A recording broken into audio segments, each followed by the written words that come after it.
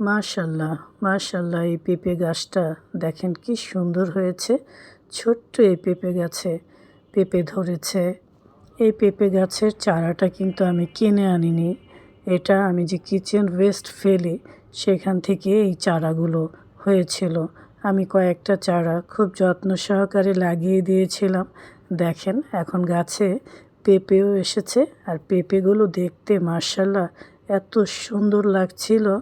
আর এইদিকে আরেকটা লাগিয়েছিলাম আম গাছের ড্রামের পাশে। দেখেন এখানেও কতগুলো পেঁপে ধরেছে মাশাল্লাহ। আসসালামু আলাইকুম, সবাই কেমন আছেন? আলহামদুলিল্লাহ আমি ভালো আছি। আশা করি আপনারাও ভালো আছেন। দেখেন সেদিন গাছ লাগিয়েছি বেগুন গাছ, এখনই বেগুন ধরে গেছে। আর আজকের আকাশটা কি সুন্দর লাগছে, বাতাস হচ্ছে, গাছগুলো দুলছে, কি সুন্দর যে লাগে এই দৃশ্যগুলো, একদম মনটাই ভরে যায়। এই তো চলে আসলাম রান্নাঘরে। আজকে রুই মাছ ভুনা করব। সব কিছু গুছিয়ে নিয়েছি, ভাত বসিয়ে দিয়েছি, আলু আর করলা দিয়ে একটা ভাজি করছি। খাবারের মেনুতে একটা ভাজি থাকলে ভালোই হয়, খেতেও ভালো লাগে। আর ভর্তা হলে তো আর কথাই নেই। করলা ভাজিটা হয়ে গেছে, উঠিয়ে নিচ্ছি। আমি 4 টুকরো মাছ ভুনা করব, কারণ আপনাদের ভাইয়া আর আমি খাবো শুধু। বেশি করে লাভ নেই, যখন রান্না করব টাটকা টাটকা রান্না করে খাওয়াই ভালো। হলুদ ফাঁকি দিয়ে দিচ্ছি শুকনো মরিচের ফাঁকি, ধনিয়া ফাঁকি, লবণ দিয়ে দিচ্ছি। এখন ভালো করে মেখে নেব। এই তো মাখাটা হয়ে গেল, ভাতটাও হয়ে গেছে।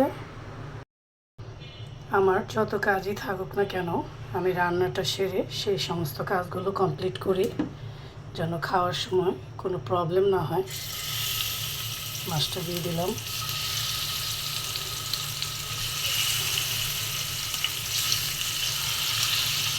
মাছটা আমি বেশি কড়া করে ভাজবো না।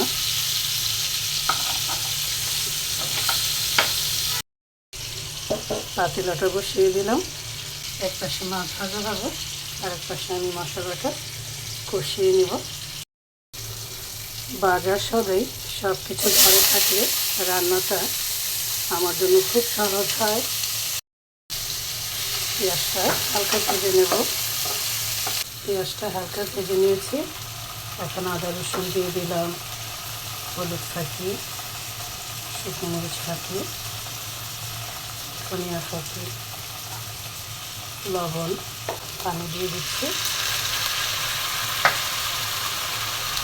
এখন মশলাটা কষিয়ে নেব। কাঁচামরিচ দিয়ে দিলাম, জিরে ফাঁকি দিয়ে দিলাম। মশলাটা কষানো হয়ে গেছে, এখন আমি মাছটা দিয়ে দিচ্ছি। রুই মাছ ভুনা খেতে কিন্তু খুবই ভালো লাগে গরম গরম ভাতের সাথে। পানি দিয়ে দিচ্ছি, ঢেকে দিচ্ছি। এখন ডালটা উঠিয়ে নিচ্ছি। অল্প করে ডাল রান্না হলো। করলা আর আলু দিয়ে ভাজি করেছি, মসুরির ডাল,